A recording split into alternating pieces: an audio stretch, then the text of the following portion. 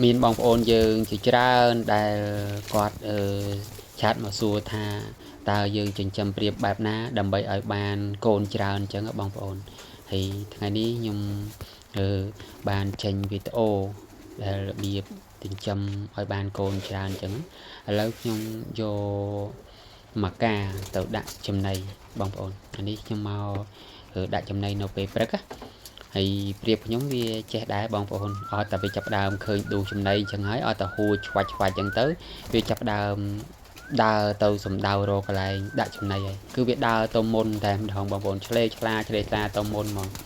ព្រោះវាដឹងកន្លែងបងប្អូនកន្លែងដាក់ចំណីវាគឺនៅខ្ញុំធ្វើមកកន្លែងដែលមានសួនជាច្រើននៅក្បែរហ្នឹងហើយវាចាំកន្លែងអត់តែយើងហួចដឹងវាមកហ្មងប្រៀបឲ្យបានកូនច្រើនតោះបងប្អូនទាំងអស់គ្នាបាទគោរពជំរាបសួរពុកម៉ែបងប្អូនទាំងអស់គ្នាបើយើងចង់ចិញ្ចឹមឲ្យប្រៀបឲ្យបានកូនច្រើនជាដំបូងយើងត្រូវរើសពូជប្រៀបល្អយមកចិញ្ចឹមបន្ទាប់មករៀបចំផ្ទះរបស់វាបងប្អូនរៀបចំទ្រុងរបស់វាឲ្យបានស្អាតហើយបន្ទាប់មកទៀតគឺការរៀបចំចំណីអាហារហើយបន្ទាប់មកទៀតគឺការរៀបចំទឹកបងប្អូនហើយបន្ទាប់មកទៀតគឺការរៀបចំបង្កាត់តែម្ដងlike ដើម្បី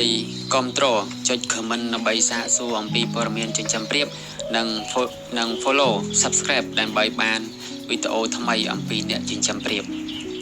បាទបងប្អូនជាដំបូងយើងត្រូវរើសពូជមកចិញ្ចឹមសិនហើយរើសពូជហ្នឹងគឺយើងត្រូវរើសពូជមិនបានណាដែលមានសុខភាពល្អញីមួយឈ្មោលមួយយកមកដាក់ប្រកាសត្រង់ត្រូវធ្វើឲ្យបានចិត្តល្អបងប្អូនមានពន្លឺថ្ងៃហើយបិទបាំងខ្យល់កុំឲ្យត្រជាក់ពេកមានខ្យល់ចូលតិចល្មមហើយទ្រង់មានសភាព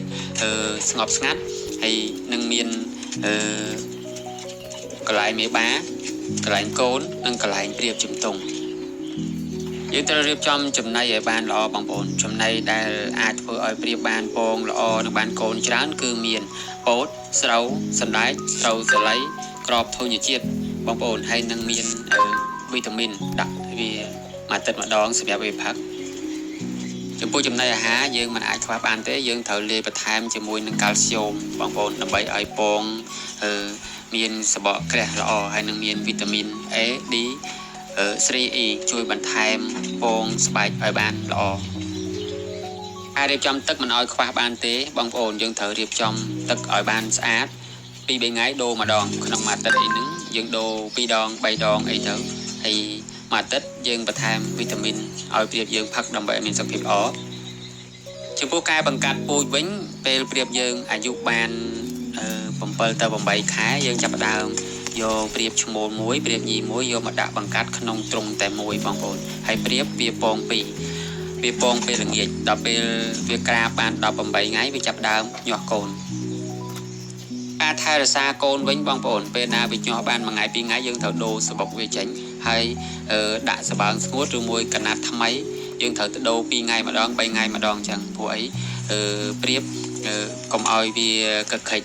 កាលណាវាកខ្វក់វាអីទៅវាអាចធ្វើឲ្យព្រៀបយើងឈឺយើងត្រូវធ្វើអនាម័យទ្រុងបងប្អូនមួយអាទិត្យបោះម្ដងឬមួយក៏2អាទិត្យបោះម្ដងតាមដែលព្រៀបយើងច្រើនឬក៏តិចយើងបាញ់ថ្នាំសម្រាប់មេរោគនៅតាមទ្រុងដើម្បីឲ្យព្រៀបយើងមានសុខភាពល្អការមើលថែសត្វបើសិនណាឃើញព្រៀបយើងមានសម្បុររោមរួញសម្កុកនៅអែបទ្រុងក្បែរទ្រុងយើងត្រូវចាប់វាបំបែកហើយយើងត្រូវបាញ់អាហារបញ្ចូលនិងដាក់វីតាមីនបន្ថែមដើម្បីព្យាបាលវារបៀបថែកូនយើងត្រូវមើលវាបងប្អូនព្រោះអីកូនព្រៀបវាត្រូវការសីតុណ្ហភាព28 ទៅ 32 33អីហ្នឹងបើសិនណាមេវាដើរចោលច្រើនពេកនៅរងាយើងត្រូវឃុំខាំងមេនៅក្នុងនឹងដើម្បីឲ្យវាក្រងកូនវាឬមួយក៏ដាក់អំពូលភ្លើងអញ្ចឹងទៅ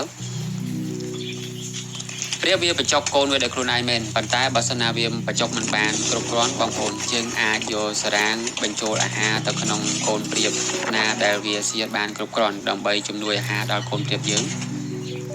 អរគុណបងប្អូនដែលតាមដានតាំងពីដើមដល់ចប់សូមឲ្យបងប្អូនមានសុខភាពល្អនិងសំណាងល្អ